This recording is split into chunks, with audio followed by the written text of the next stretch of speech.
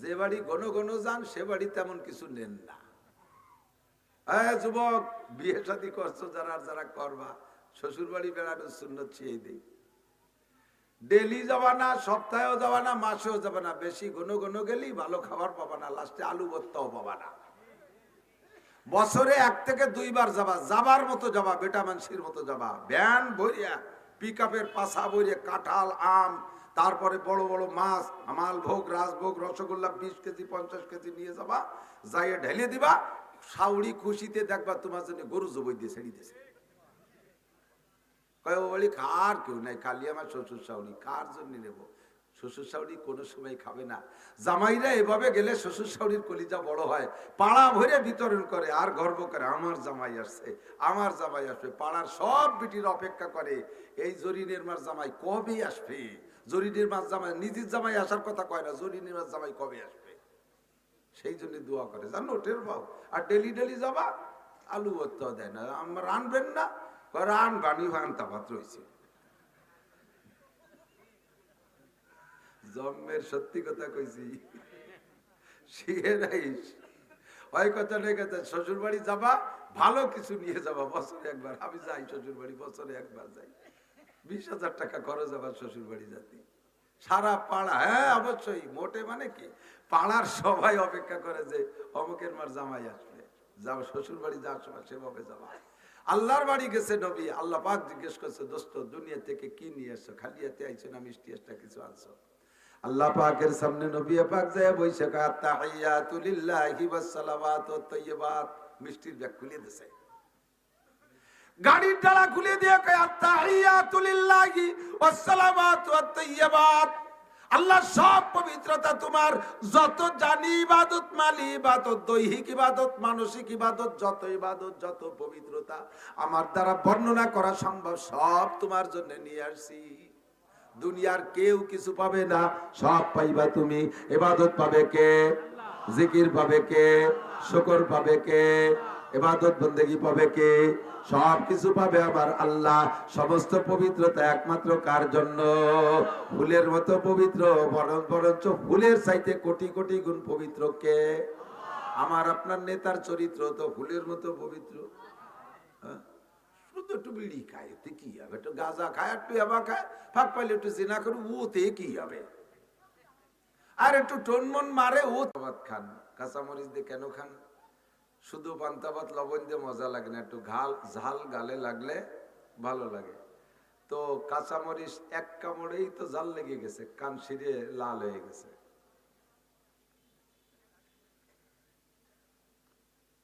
সালাম আলাইকুম, বয়ান করতেছি, বয়ান করতেছি ভাইজান। তো কাঁচামরিচ খাওয়ার উদ্দেশ্য হলো জাল লাগা, ঠিক না? তো এক কামড়েই তো জাল লেগে গেছে, পরের লুকমাই দিয়ে আবারও কামড়ায়। ফিরে কামড়েও নেয় না মরিচ, তো এক কামড়ে জাল লেগে গেছে, ফিরে কামড়ের দরকার কি? কই জাল লাগানো আর শোষানো, নাক দিয়ে পানি পড়া, চোখ দিয়ে পানি পড়ার মধ্যে একটা মজা আছে। ওটা ওই জাল লাগতেই থাকবে, মজা লাগতেই থাকবে। শীতের ভোরে এক কান ফিটে শীত লেগে গেছে, আর এক কান খাওয়ার দরকার ছিল না, ওই খাতি হবে আর কাঁপতে হবে, এর মধ্যে একটা মজা আছে। এগুলো সব আল্লাহ তাআলা সুন্দর করে সেট করে রাখছে। এই জন্য নবী বলেন, ওয়াইলুল লিমান করাআহা ওয়া লাম ইয়াতাফাক্কার ফিহা। ওই জাতি ক্ষতিগ্রস্ত যারা আল্লাহর কোরআন পড়ে আর আল্লাহর সৃষ্টি নিয়ে গবেষণা করে না, ভাবে না। একই জায়গায় দুইটা গাছ, একই জায়গায় দুইটা গাছ, দুইটা গাছের নামে আম গাছ, দুইটা গাছই একটা গাছের আম টক, একটা গাছের আম মিষ্টি। মিষ্টির মধ্যে আবার পার্থক্য আছে, আছে না নাই? মিষ্টির মধ্যে পার্থক্য আছে, একটা গাঢ় মিষ্টি আর একটা হালকা মিষ্টি, আর একটা একটু তিলে তিলে গন্ধ কয়, একটু জুনিয়াম, এই কত নাম রাখছে না পাবলিক, কত কায়দায়। 1 কেজি আমের দাম 10,000 টাকা, 10,000 টাকা। শুনছেন অবশ্যই, হয়তো চোখে দেখেন নাই, দেখছি আম, আমি দেখছি 10,000 টাকা আম। সব আম যদি 10,000 টাকা কেজি হতো, তাহলে ভ্যান চালা নিয়ে আমাকে মতো কিষেন বেচালারা জীবনে আমের দোকানের সামনে দিয়ে আসতে সাহস পেতাম। 30 টাকা দামেরও আম আছে না নাই? আল্লাহ কয় গরিব মানুষের জন্য 30 টাকা দাম, 30 টাকার আম। বড় লোকের জন্য 10,000 টাকার আম বানাইছি, যার যার কায়দায় সে ভাগ করে খাও। সব মাছ যদি এরকম বড় বড় বল মাছ হতো, যার কেজি 1200 টাকা, এক বল মাছের দাম 2500 টাকা, এইরকম মাছ যদি বল মাছ এত দামি মাছ বাজারে হতো, তাহলে গরিব মানুষ খাইতে পারতো না। আল্লাহ কয় তোমাদের জন্য ব্যবস্থা রাখছি, ছোট ছোট পাবদা মাছ বানাই রাখছি, তোমরা গরিবরা ওই কিনে খাইও। একই বংশের বল মাছ আর পাবদা মাছ, একই বংশের, ঠিক না? 2.5 কেজি শৈল মাছের ওজন, দাম 2500 টাকা, কয়জনে কিনে খেতে পারবো? গরিব মানুষ শৈল মাছটারে এক নজর দেখিয়া লম্বা টাহাই ছাড়ে। আল্লাহ ভাই তুমি আমাকে বড় লোক বানাইতে, আর না সব দেশে শৈল মাছ না বানাইতে, তাহলে একটু দেশ আল্লাহ কয় হাই সাইডে লাভ নাই, তোমাকে জন্যও বানাইছে, টাই মাছ কিনে খাবা। ওই একই গোষ্ঠীর, ঠিক না? তাফাক্কারু ফি খালকিল্লাহি ওয়ালা তাতাফাক্কারু ফিল্লাহ। আল্লাহর সৃষ্টি নিয়ে গবেষণা করলে আল্লাহকে খুঁজে পাওয়া যায়। আল্লাহকে পাইতে জানলে সে বড় আত্ম আমার নাই। হ্যাঁ, আল্লাহ কোথায়? আল্লাহ কোথায় খুঁজে পাবা কোথায়? আমার নবী আলাইহিস সালাতু ওয়াস সালাম আল্লাহ পাকের বাড়ি মেরাজে আরশে আজিমে গিয়েছেন, বলেন না সুবহানাল্লাহ। স্বপ্নে না কল্পনায়? নবী মেরাজে গেছেন স্বপ্নে না কল্পনায়? বুঝতে পারতেছে না কোনটা কব, যেটা কব সেটা তো কই নেই আমি। সরাসরি বলেন, সবডিতে সরাসরি নাকি? স্বপ্নে গেছে নাকি কল্পনায় গেছে? ডাইরেক্ট চলে গেছে, ঠিক না? কত দূর? প্রায় এখান থেকে চিটাগাং পর্যন্ত দূর না? তাই অল্প একটু বার্মা। আল্লাহ 1 সেকেন্ডে 1,86,000 মাইল বেগে চলে বুরাক। সেকেন্ডে 1,86,000 মাইল বেগে চলে বুরাক। তাও কোন কিভাবে চলে? তার 600 ডানা আছে, 2টা ডানাকে একবার বাড়ি মারলে সেকেন্ডে 1,86,000 মাইল পৌঁছায়। আর 600 ডানাকে একভাবে এভাবে মারতে মারতে নবীকে নিয়ে আরশে আজিমে পৌঁছাইছে। তাও আরশ পর্যন্ত যায় নাই, প্রথম গেছে 7 আসমান পার হয়েছে। টোটাল নবী আলাইহিস সালাতু ওয়াস সালামের হায়াত সম্পর্কে কল্পনা করা হয়, বুজুর্গানে দিনেরও মতামত আছে যে আল্লাহ নবীকে আল্লাহ তাআলা 90 বছর হায়াত দিয়ে দুনিয়ায় পাঠিয়েছিলেন। তার 90 বছরের ভিতরে 27 বছর টাইমটা মেরাজের মধ্যে আল্লাহ তাআলা নিয়ে এনেছে। অথচ বুঝার কায়দা নাই, রাতের অল্প একটু সময়ের ভিতরে সুবহানাল্লাযী আসরা বিআবদিহি লাইলাম মিনাল মাসজিদিল হারাম ইলাল মাসজিদিল আকসা আল্লাযী বারাকনা হাওলাহু লিনুরিয়াহু মিন আয়াতিনা ইন্নাহু হুয়াস সামিউল বাসীর। রাতের অল্প একটু সময়ের ভিতরে নেছে কোন কোন জায়গা ঘুরাইছে? আল্লাহু আকবার।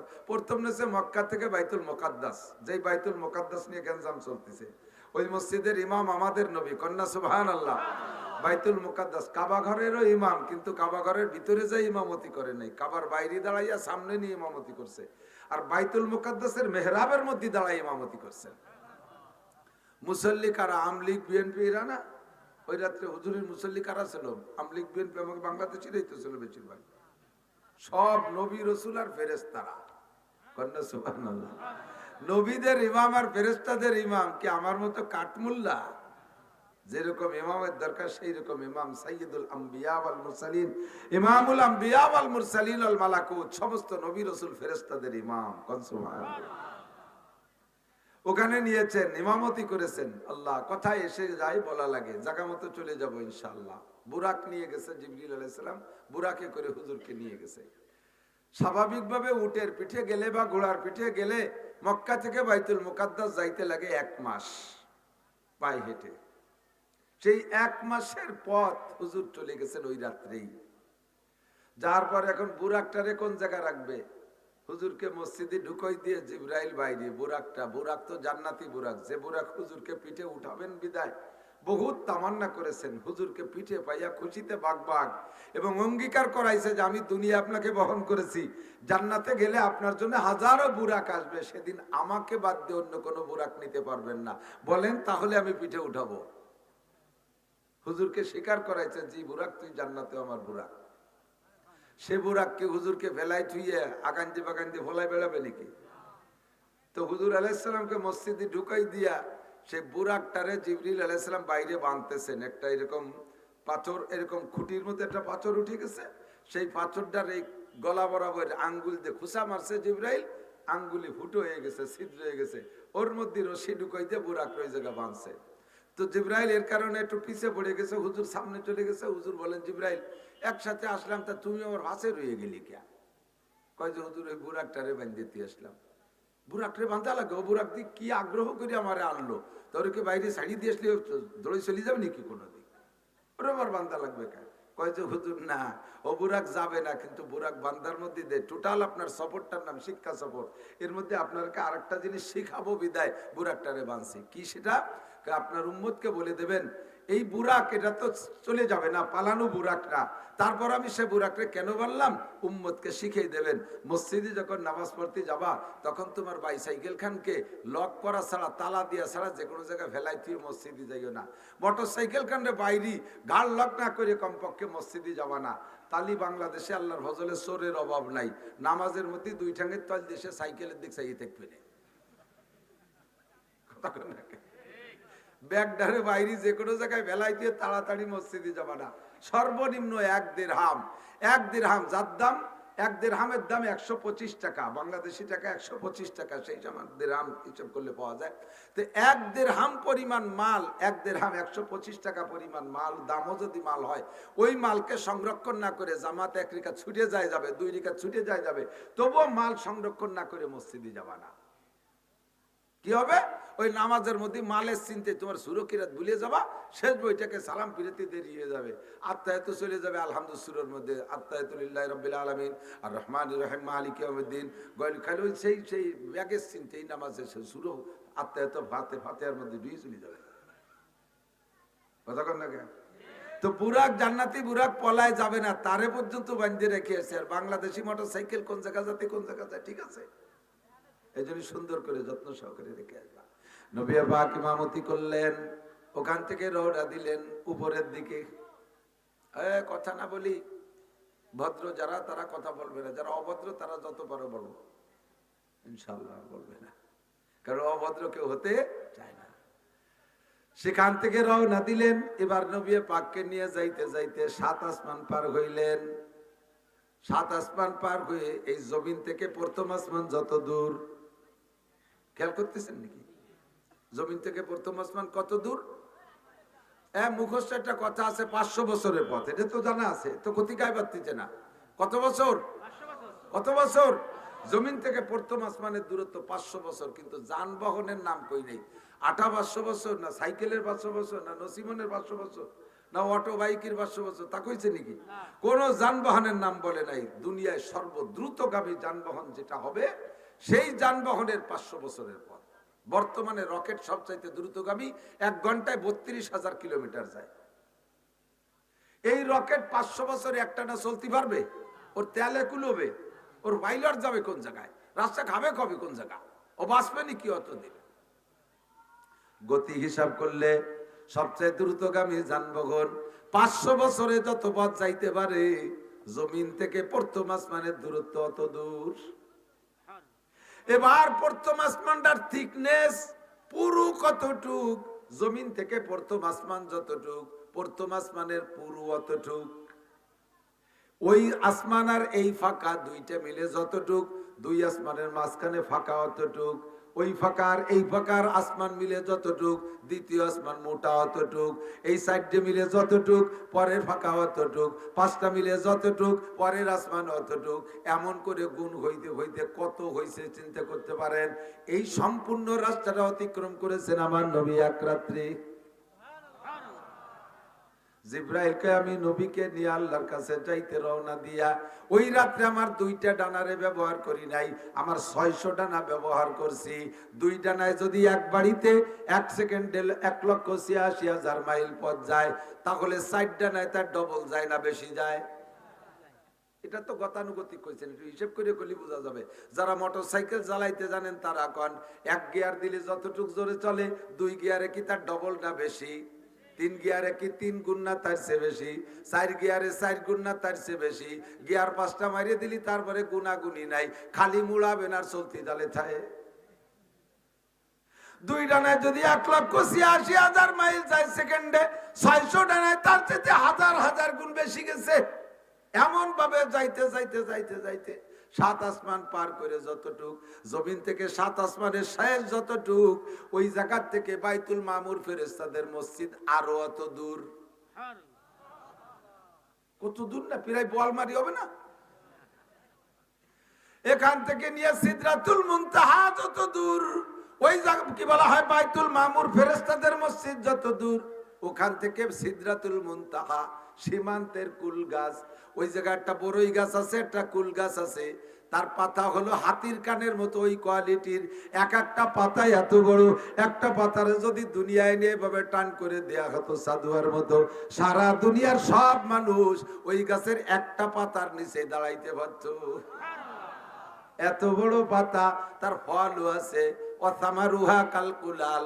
আমাদের দেশে আগে বড় বড় মটকা ভরে ধান রাখতো, মনে আছে নাকি? মাটির মটকা 100 200 ধান রাখতো, মুরব্বীরা দেখছেন না? এখন তো সবই গায়েব হয়ে গেছে, মরহুম। এই বড় বড় কুলার মতো এক একটা কুল আছে ওই গাছে। আল্লাহু আকবার। এর নাম সিদরাতুল মুনতাহা, সীমান্তের কুল গাছ। বর্ডার, ওই বর্ডার পর্যন্ত কার বর্ডার? ওর উপরেও ফেরেশতা আছে, নিচেও ফেরেশতা আছে।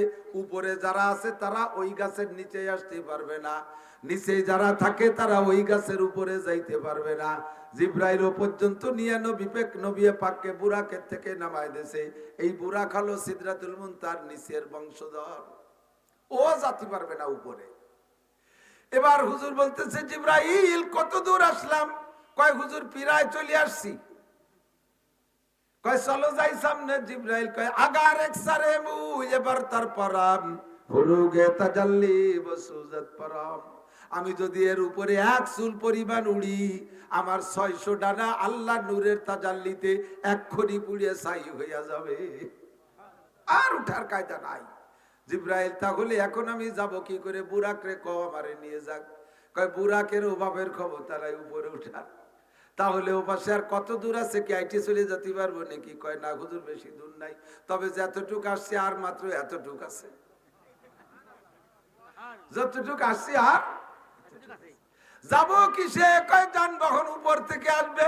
দেখতে দেখতে একটা যায় নামাজ, আমাদের যে যায় নামাজ আছে এরকম একটা যায় নামাজের মতো মখমলের একটা রফ রফ একটা পরিবহন আসছে, কেমন যেন একটা যায় নামাজ সামনে এসে দাঁড়াইলো।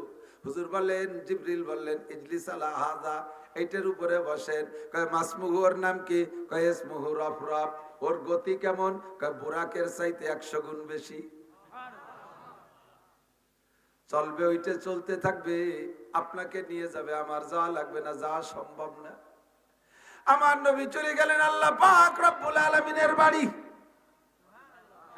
নবী পাকের সামনে চলে গেলেন। আল্লাহু আকবার। রফরফে নবীর আরশে, নবীকে আল্লাহ পাকের আরশে আজিমের সামনে নিয়ে দাঁড় করছে। নবী রফরফ থেকে আরশের উপরে নামলেন। নামার সময় পায়ে জুতা ছিল, জুতা জোড়া খোলার জন্য হুজুর ইচ্ছা করছেন। আল্লাহ পাক বলেন, ও বন্ধু জুতা খুলো না। জুতা খুলতিছ কেন? নবী পাক বললেন, আল্লাহ আমি কোরআন শরীফের মধ্যে পড়ছি, মুসা নবীকে তুমি তুর পাহাড়ে ডাইকা পাঠাইছিলে। মুসা নবী তুর পাহাড়ে যাওয়ার সময় দুনিয়ার একটা পাহাড়, সেই জায়গা ওঠার সময় তুমি বলেছিলে, ইয়া মুসা ফাখলানা লাইক ইন্নাকা বিল ওয়াদিল মুকাদ্দাসি তুয়া। মুসা তুমি এই জায়গা জুতো পরে আসতে পারবে না, বড় পবিত্র জায়গা, এই জায়গা তুমি জুতো পরে আসতে পারবে না। দুনিয়ার একটা পাহাড়ের গায়ে যদি জুতা পরে যাওয়া না যায়, তোমার পবিত্র আরশে আজিমে জুতা পাই দিয়ে উঠবো, আমার একটু বিবেকে বাধা দিচ্ছে, তাই জুতো খুলতে চাইছি। আল্লাহ পাক বলেন, বন্ধুরে মুসার জুতো আর তোমার জুতো সমান না। মুসার জুতো জায়গা খুলতে বলছি কারণ আছে, কিন্তু এ জায়গা তোমার জুতো সহ আসলে আমার আরশ তোমার জুতোর ওসিলায় আরো ধন্য হবে। এ যুবক বাঙালি, বলবাড়ি ফরিদপুরবাসী যুবক, বুঝলি না কোন নবীর উম্মত? আল্লাহু আকবার। আমার নবীকে আল্লাহ জুতো সহ উঠাইলেন। নবী পাক চলে গেলেন আরশে আজিমে গিয়ে বসলেন। আল্লাহ পাক বললেন, বিমাজি তাইয়া হাবিবি মিনাদ দুনিয়া, বন্ধু তুমি দুনিয়া থেকে আসছো। বন্ধুর বাড়ি বন্ধু আসতে গেলে কিছু না কিছু নিয়ে আসতে হয়, কালিয়াতে যাইতে হয় না।